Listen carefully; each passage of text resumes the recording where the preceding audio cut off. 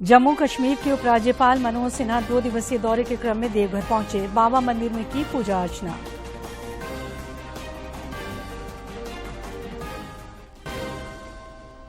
निलंबित आईएएस अधिकारी छवि रंजन को ईडी रिमांड पर लेकर कर रही है पूछताछ। साहिबगंज में खनन घोटाले के आरोपी दाहू यादव समेत अन्य के घरों की कुर्की जब्ती। रांची में सांसद सांस्कृतिक महोत्सव का हुआ रंगारंग समापन। कई गणमान्य रहे मौजूद। 3 दिनों तक रांची में दिखा सांस्कृतिक समागम। बांग्ला सांस्कृतिक मेले का भी हो रहा समापन। और नक्सलियों के खिलाफ जारी अभियान में पुलिस को सफलता। लोहरदगा से पीएलएफआई के 3 उग्रवादी हथियार समेत गिरफ्तार।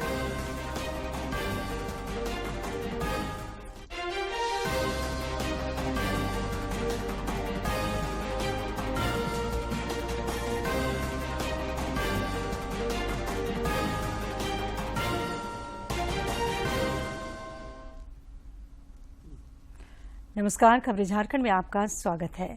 मैं हूं सरोज झा और अब खबरें विस्तार से। जम्मू कश्मीर के उपराज्यपाल मनोज सिन्हा अपने निजी कार्यक्रम के सिलसिले में आज देवघर पहुंचे। देवघर हवाई अड्डे पर इन्हें गार्ड ऑफ ऑनर दिया गया। देवघर परिसदन में कुछ देर विश्राम करने के बाद वे सपरिवार बाबा मंदिर पहुंचे और पूरे विधि विधान से बाबा भोलेनाथ का दर्शन और पूजन किया। इस मौके पर सुरक्षा के कड़े बंदोबस्त दिखे।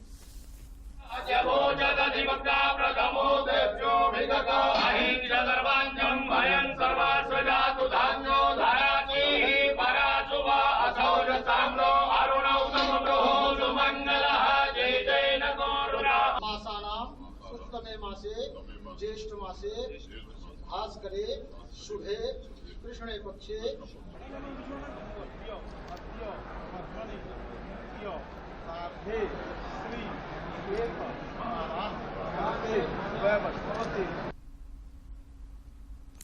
राज्यपाल सीपी राधाकृष्णन ने तिरुअनंतपुरम स्थित राजभवन में केरल के राज्यपाल आरिफ मोहम्मद खान से शिष्टाचार मुलाकात की।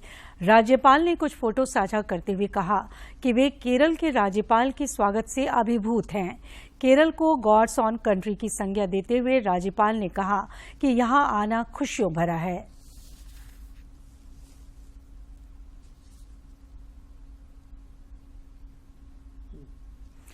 निलंबित आईएएस अधिकारी छवि रंजन को कोर्ट से रिमांड मिलने के बाद पूछताछ के लिए आज रांची स्थित प्रवर्तन निदेशालय के क्षेत्रीय कार्यालय लाया गया।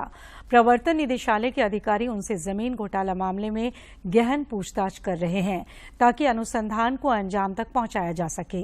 गौरतलब है कि जमीन घोटाला मामले में छवि रंजन को गिरफ्तार कर जेल भेजा गया था, जिसके बाद ईडी ने न्यायालय से स्वीकृति मिलने के बाद उन्हें रिमांड पर लिया है।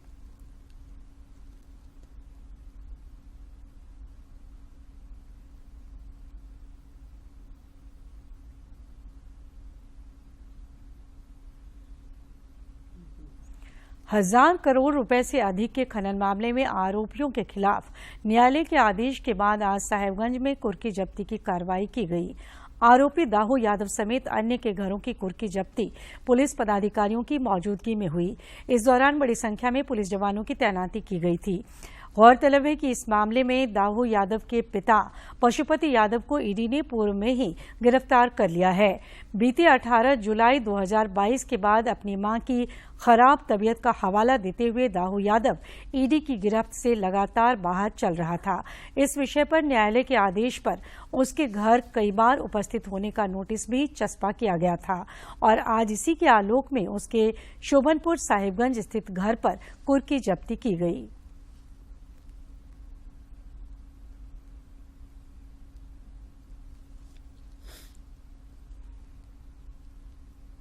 बिहार सरकार के भवन निर्माण मंत्री डॉक्टर अशोक चौधरी झारखंड के 2 दिवसीय दौरे पर आज रांची पहुंचे। इस दौरान पत्रकारों से बातचीत करते हुए उन्होंने कहा कि जदयू कोर कमेटी के सदस्यों के साथ और पार्टी के वरिष्ठ नेताओं के साथ बैठक कर सदस्यता अभियान एवं संगठन की समीक्षा करने के लिए वे झारखंड आए हैं।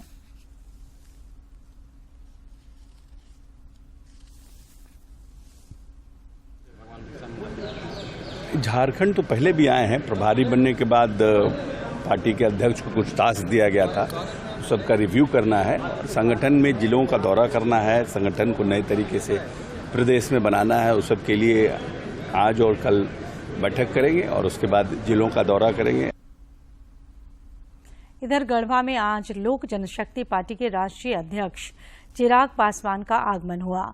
उन्होंने रंका मोड़ पर स्थित इंदिरा गांधी और भीमराव अंबेडकर की प्रतिमा पर माल्यार्पण कर उनका नमन किया।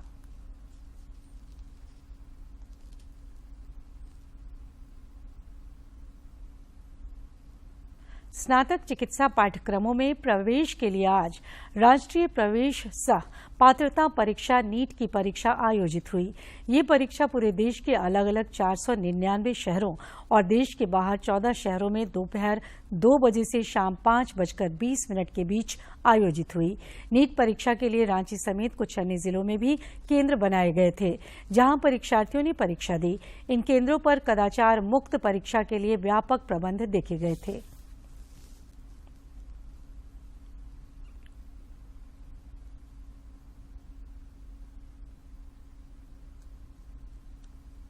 रांची में चल रहे 3 दिवसीय सांसद सांस्कृतिक महोत्सव का आज समापन हुआ। इस दौरान मुख्य अतिथि के रूप में केंद्रीय संसदीय कार्य एवं संस्कृति राज्य मंत्री अर्जुन राम मेघवाल मौजूद थे। इस दौरान केंद्रीय शिक्षा राज्य मंत्री अन्नपूर्णा देवी और भाजपा के प्रदेश अध्यक्ष सह सांसद दीपक प्रकाश समेत अन्य गणमान्य लोगों की भी उपस्थिति रही। सांसद सांस्कृतिक महोत्सव में राज्य की समृद्धशाली संस्कृति के दर्शन हुए। इस महासंगम में 3 दिनों तक लोक कलाकारों को एक बड़ा मंच मिला। इस सहयोग से हम इस परिचय आगे बढ़ाते हुए युवा रंगमंच के सहयोग से हम इस अजय बलरानी के नेतृत्व में वो मंचन होगा और हम कह सकते हैं कि 20-25 मिनट आप दिल थाम के देखना और जरूर सोचना प्रधानमंत्री नरेंद्र मोदी जी की सोच क्या सोच थी और उस सोच को हम सबको आगे बढ़ाना है। मित्रों, मैं आदरणीय हमारे अभिभावक मंत्री जी को बताना चाहता हूँ, अन्नपूर्णा जी को बताना चाहता हूँ, हमारे अध्यक्ष अगुवा दीपक प्रकाश को बताना चाहता हूँ कि 2683 प्रतियोगिता में भाग लेने हमारे बच्चे आए। 2683 राशि का कोई ऐसा स्कूल बचा नहीं। मित्रों, सिल्ली हो, ईचागर हो, बिजली हो, कांके हो, हटिया हो, ये उमंग, ये पहला प्रयास था। हम सभी को भाग लेते, लेकिन जहां मुकुल नायक जैसे पद्मश्री, जहां मधु मंसूरी जी पद्मश्री का आशीर्वाद था, मेरे सारे कष्ट, सारे व्यवधान दूर हो गए। और इनके रांची के आर्यभट्ट सभागार में सांसद सांस्कृतिक महोत्सव के समापन के मौके पर आज डॉक्टर रश्मि कुमारी रचित पुस्तिका स्वर तरंगिनी का विमोचन किया गया। इस मौके पर भाजपा के प्रदेश अध्यक्ष दीपक प्रकाश समेत कई अन्य गणमान्य लोग उपस्थित थे। पुस्तक के विषय में रश्मि कुमारी ने बताया कि ये रचना संगीत से जुड़े कलाकारों की कई दुविधाओं को दूर करेगा। हमारा जवाब बच्चों के लिए नहीं, साथ साथ बड़ों के लिए बहुत अच्छा है। इस पुस्तक में सबसे पहले मैंने कुछ संगीत के शास्त्र पक्ष को दिखाया है, उसके बाद 25 तालों की लय लयकारियों को दिखाया है। उसमें आड़ कुआड़ बियाड़ जो हम लोग लिखते हैं संगीत में, वो लिखी गई है। फिर 151 गीतों को लेकर के उसकी स्वरलिपि बनाए गए कि उसको इधर रांची में बांग्ला सांस्कृतिक मेला का भी आज समापन हो रहा है। 6 वर्षों के लंबे अंतराल के बाद इस वर्ष बांग्ला सांस्कृतिक मेला का आयोजन कई मायनों में यादगार रहा।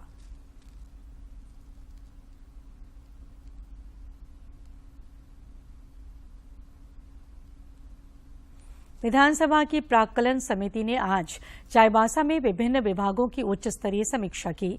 समीक्षा बैठक के दौरान समिति के अध्यक्ष नीरल पूर्ति के अलावा सदस्य अमर कुमार बाउरी, समीर कुमार मोहंती, दशरथ गागराई और विधायक संजीव सरदार भी मौजूद थे। बैठक के बाद समिति के अध्यक्ष नीरल पूर्ति ने बताया कि विभागों की फाइलों में कोई पारदर्शिता नहीं बरती गई है, जिसके लिए संबंधित विभागों से जवाब मांगा गया है। कितना का राशि है, किसी कोई पारदर्शिता नहीं है। और बहुत से काम को हमको यहाँ देखा है कि समय पर कोई काम पूर्ण नहीं हुआ है और समय पर काम पूर्ण नहीं हुआ है। बहुत लोगों को एबअप मिला है, तो किस आधार पर एबअप मिला है, सारे डॉक्यूमेंट्स हम लोग मंगाए हैं और हम लोग इसको देखेंगे। रांची के मोरहाबादी मैदान में आयोजित India international mega trade fair में लोगों की अच्छी भीड़ देखी जा रही है। विगत 28 अप्रैल से चल रहे इस मेले का कल समापन हो जाएगा। रांची के मोरहाबादी मैदान में चल रहा India international mega trade fair लोगों को खूब लुभा रहा है। यहाँ सजी कलात्मक सामग्रियों के स्टॉल लोगों को बरबस अपनी ओर खींच रहे हैं।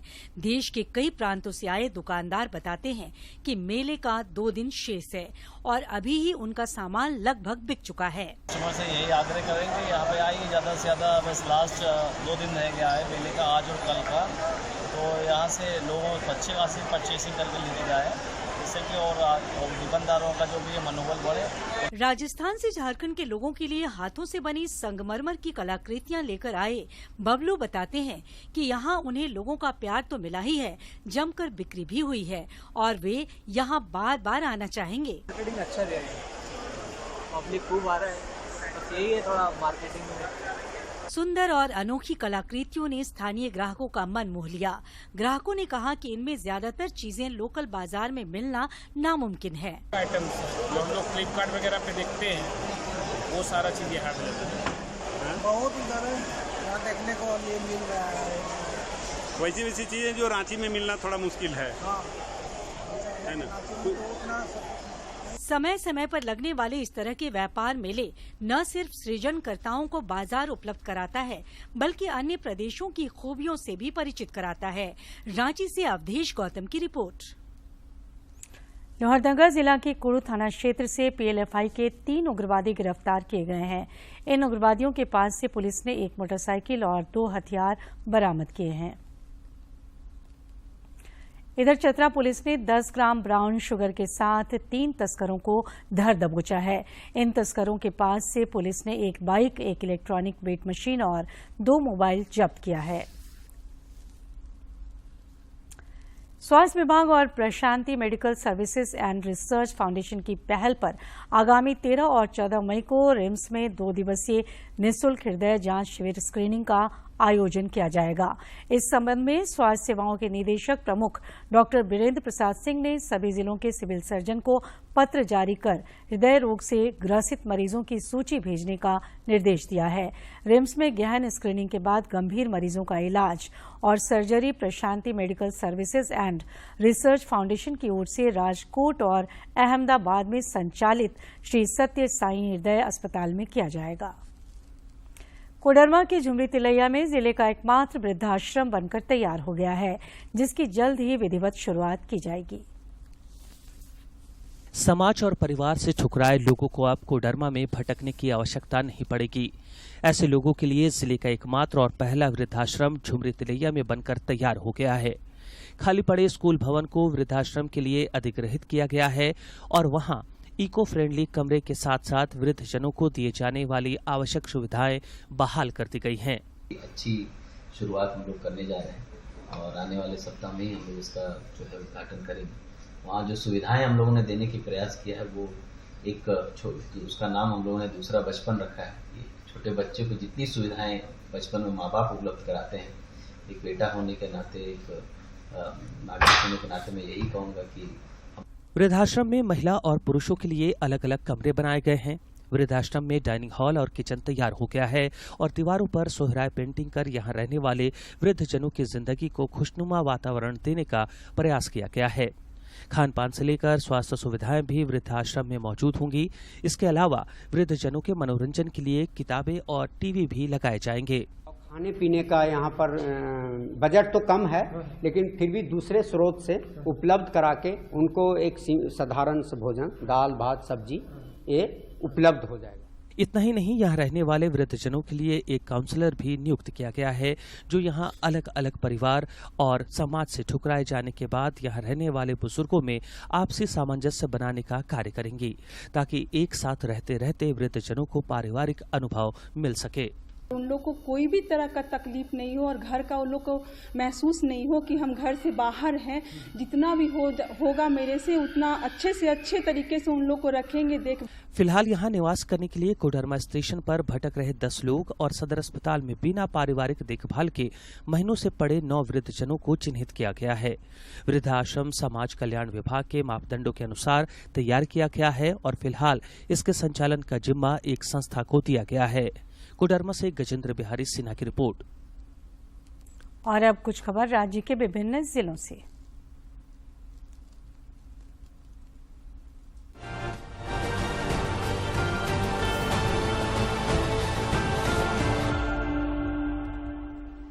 गोड्डा में आज सुबह महगामा अंतर्गत ओरजनगर गेट के पास मोटरसाइकिल सवार द्वारा एक 65 वर्षीय बुजुर्ग को धक्का मारकर घायल कर दिया गया था, जिन्हें महगामा थाना प्रभारी द्वारा घटनास्थल पर ही प्राथमिक उपचार के बाद रेफरल हॉस्पिटल महगामा भेजा गया।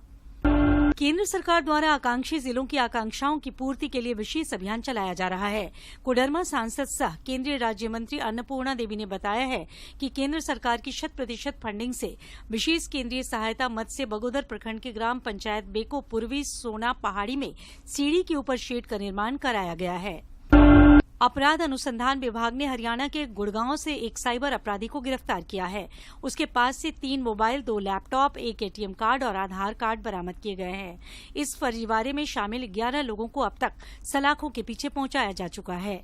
झारखंड स्वास्थ्य मिशन रांची एवं स्विच ऑफ फाउंडेशन के सौजन्य से निःशुल्क स्वास्थ्य जांच शिविर का आयोजन रातू रोड स्थित पुलिस लाइन में किया गया। इस जांच शिविर में सभी ट्रैफिक पुलिसकर्मियों का ब्लड प्रेशर, शुगर, ईवसीव, जीव, फेफड़ा जांच, नाक, कान, गला जांच, नेत्र जांच, स्पीच एंड हियरिंग जांच किया गया। पूर्वी सिंहभूम के आदित्यपुर औद्योगिक क्षेत्र के नए 7वें फेज में ईएमसी के लिए जेबीवीएनएल के द्वारा बने हथियाडीह सब स्टेशन का उद्घाटन 8 मई को सांसद गीता कोड़ा और मंत्री चुम्पई सोरेन करेंगे। इस सब स्टेशन का निर्माण जेबीवीएनएल ने उद्योगों को पर्याप्त बिजली उपलब्ध कराने के लिए कराया है। उपायुक्त की अध्यक्षता में 18 मई को गुमला जिले के 40वें स्थापना दिवस मनाने के संदर्भ में अधिकारियों संग बैठक की गई। इस आयोजन में कवि गोष्ठी, पुरस्कार सम्मान कार्यक्रम और पुस्तकालयों का शुभारंभ एवं 40 साल के विकास के सफर की कहानी की बुकलेट तैयार करने पर योजना बनाई गई। रांची के एसडीसी सभागार में जनवादी लेखक संघ के बैनर तले 2 दिवसीय ऑल इंडिया उर्दू कॉन्वेंशन का आगाज हुआ। इसका उद्घाटन अंजुमन तरक्की हिंद के जनरल सेक्रेटरी डॉक्टर अतः फारूकी ने किया। कन्वेंशन के पहले दिन कुल 3 सत्र हुए। पहले सत्र की अध्यक्षता अली इमाम खान ने की, जबकि संचालन डॉक्टर संजीव कुमार ने किया। इस सत्र में विभिन्न रिसर्च स्कॉलर्स ने शीर्षक उर्दू और हिंदी का तख्लीकी रिश्ता, माजी और हाल के अंतर्गत अपने रिसर्च पेपर्स प्रस्तुत की। झारखंड और बिहार के कुख्यात गैंगस्टर अनिल शर्मा को इलाज के लिए हजारीबाग से रांची के रिम्स लाया गया है। पिछले 3 दशक से आतंक का पर्याय बन चुके और हत्या के मामले में आजीवन कारावास की सजा काट रहे रांची के गैंगस्टर अनिल शर्मा को कड़ी सुरक्षा के बीच रिम्स लाया गया। हजारीबाग स्थित जेपी कारा में बुधवार की सुबह 4 बजे के करीब सीने में दर्द हुआ था। हजारीबाग के सांसद जयंत सिन्हा ने संत कोलम्बस मैदान में खिलाड़ियों से मुलाकात कर उनका उत्साहवर्धन किया। इस अवसर पर उन्होंने कहा कि खिलाड़ियों को वे हमेशा मंच और अवसर उपलब्ध करवाते रहेंगे।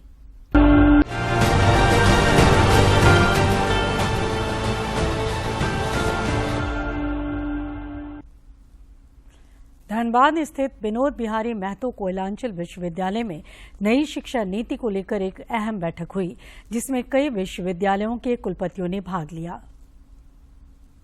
धनबाद स्थित विनोद बिहारी महतो कोयलांचल विश्वविद्यालय में कुलपति सुखदेव भुई की अगुवाई में आयोजित इस बैठक में नई शिक्षा नीति के विभिन्न पहलुओं पर काफी देर सकारात्मक चर्चा हुई। इस बैठक में आईआईटी आईएसएम के निदेशक राजीव शेखर, सिद्धू कान्हू विश्वविद्यालय दुमका की कुलपति मंजू झरिया मिंज, महात्मा गांधी काशी विद्यापीठ बनारस के कुलपति प्रोफेसर ए.के. त्यागी, बीआईटी सिंदरी के निदेशक प्रोफेसर धर्मेंद्र कुमार सिंह के अलावे कई कॉलेजों के प्रिंसिपल भी शामिल हुए। इस मौके पर कोयलांचल विश्वविद्यालय के कुलपति ने सभी अतिथियों को बुके देकर और शॉल उड़ाकर सम्मानित किया।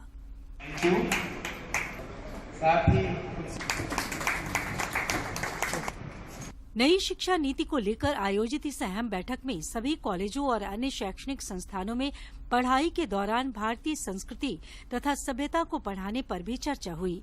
इस संदर्भ में जानकारी देते हुए कोयलांचल विश्वविद्यालय के कुलपति सुखदेव भुई ने कहा कि बेहतर समाज निर्माण का दायित्व शिक्षकों के जिम्मे भी है।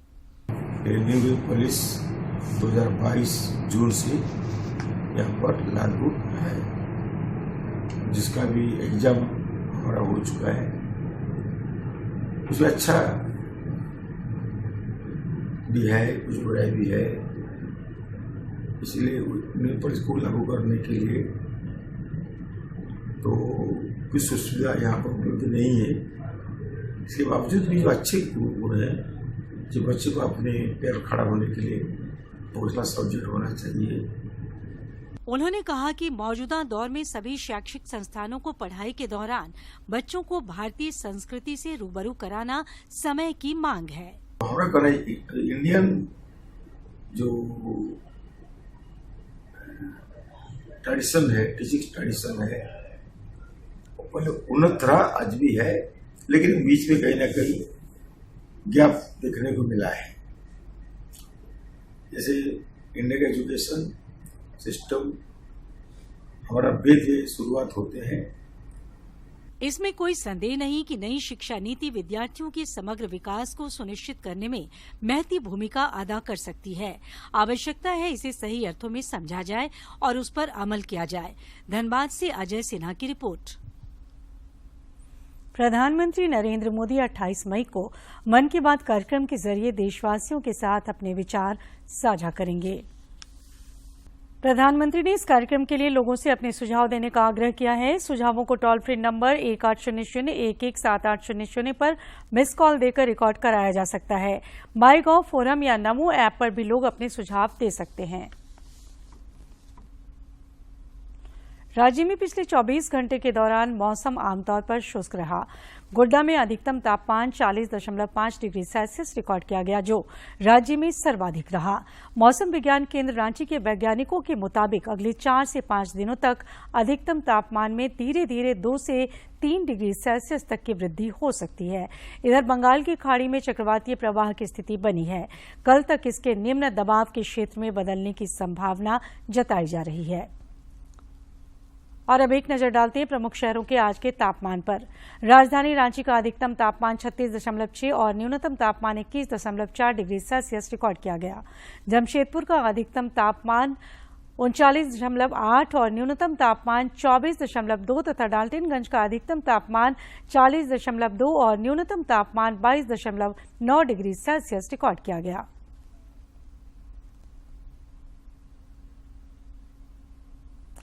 उनतीस अप्रैल से जारी स्वच्छता पखवाड़ा को लेकर अभियान तेज हो गया है। स्वच्छ भारत जागरूकता अभियान के तहत रांची जिले के नामकुम स्थित सुंदाग पंचायत में मुखिया ने गांव वालों को स्वच्छता का संदेश दिया और घर आंगन को साफ रखने के साथ साथ आसपास के क्षेत्रों की सफाई पर भी ध्यान देने की बात कही। में जो बेकार पानी जाएगा वो स्वच्छता गढ़ा में जमा होके फिर वही पानी हम लोग के लिए बनेगा। और हम लोग अपना गांव को कैसे सफाई रखेंगे, इसके लिए हम लोग को प्लास्टिक का बहिष्कार करना है, यानी कि प्लास्टिक को दूर हटाना है। इधर पूर्वी सिंहभूम के स्वर्ण रेखा नदी दोमुहानी घाट में नदी सफाई अभियान चलाया गया। ऑक्सीजन मैन के नाम से विख्यात योग गुरु दिग्विजय भारत की अगुवाई में स्वयंसेवी संस्था संत कबीर सेवा संस्थान और नेहरू युवा केंद्र तथा बस्ती युवा विकास समिति के संयुक्त प्रयास से आसपास के लोगों ने इस स्वच्छता अभियान में भाग लिया। उधर साहिबगंज में मिशन लाइफ कैंपेन और स्वच्छ भारत मिशन ग्रामीण अंतर्गत विभिन्न गतिविधियों का आयोजन हुआ। इस दौरान राष्ट्रीय स्वच्छ गंगा मिशन एवं स्वच्छ भारत मिशन ग्रामीण के संयुक्त तत्वावधान में गंगा नदी के संरक्षण के लिए स्टॉल लगाए गए थे। उप विकास आयुक्त ने बारी बारी से सभी स्टॉल का निरीक्षण किया। वहीं पलाश मार्ट के अंतर्गत विभिन्न उत्पादों का निर्माण कर इसे बाजार उपलब्ध कराने की दिशा में सरकार की पहल को साकार करते हुए महिलाओं द्वारा भी स्टॉल लगाए गए थे। आकांक्षी जिला गढ़वा के किसान सरकार से मदद और प्रोत्साहन पाकर फूलों की खेती के जरिए आर्थिक रूप से सशक्त बन रहे हैं। आकांक्षी जिला गढ़वा अंतर्गत अरंगी पंचायत के बनखेता गांव के प्रगतिशील किसानों ने फूलों की खेती की ओर कदम बढ़ाया है, जो उनके लिए लाभदायक सिद्ध हो रहा है। सरकार से मदद और प्रोत्साहन पाकर यहां नवीनतम तकनीक के माध्यम से 50 डिसमिल जमीन में गेंदा फूल की खेती की जा रही है। ये गेंदा फूल किसानों के आंगन को तो सुगंधित कर ही रहे हैं, ये इन परिवारों को भी खुशहाल बना रहे हैं।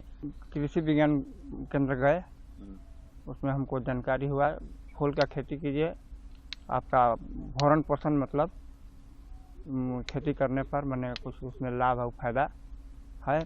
गेंदा फूल की खेती शुरू करने से पहले प्रगतिशील किसान अरमान कुशवाहा को कम आय की वजह से घरबार चलाना मुश्किल था, लेकिन अब उनकी तंगहाली गुजरे जमाने की बात है। वे हर रोज फूल को तोड़कर बाजार में बेचते हैं, जिससे उन्हें अच्छी आमदनी हो जाती है।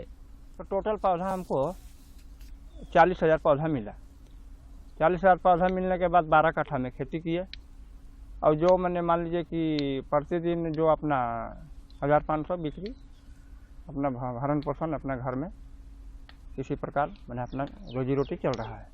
प्रगतिशील किसान अरमान कुशवाहा की पत्नी सविता देवी भी इस फूल की खेती में अपना अहम योगदान देकर अपने पति का साथ दे रही हैं। फूल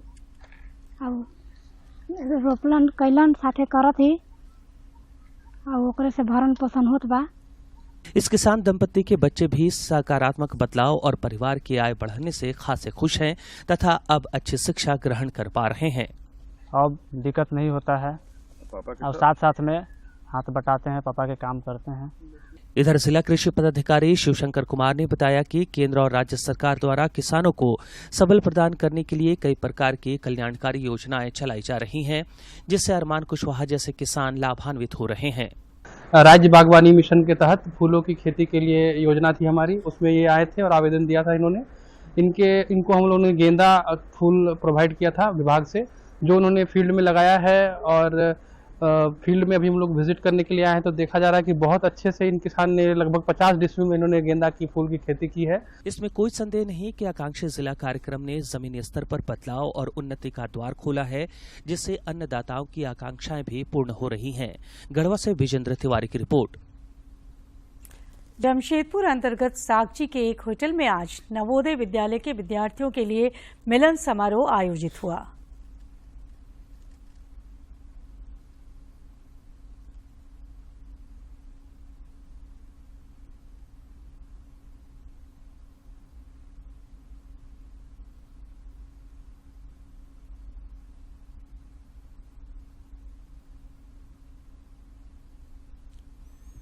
झारखंड राज्य क्रिकेट संघ जेएससीए ने बोकारो जिला क्रिकेट संघ बीडीसीए को तत्काल प्रभाव से निलंबित कर दिया है। खिलाड़ियों के चयन में अनियमितता के आरोप में जेएससीए की ओर से एक कार्रवाई की गई है। बोकारो जिला में क्रिकेट से संबंधित गतिविधियों के संचालन के लिए 5 सदस्यीय कमेटी का गठन किया गया है।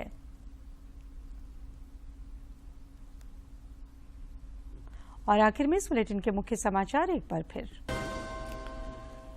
जम्मू कश्मीर के उपराज्यपाल मनोज सिन्हा 2 दिवसीय दौरे के क्रम में देवघर पहुंचे, बाबा मंदिर में की पूजा अर्चना।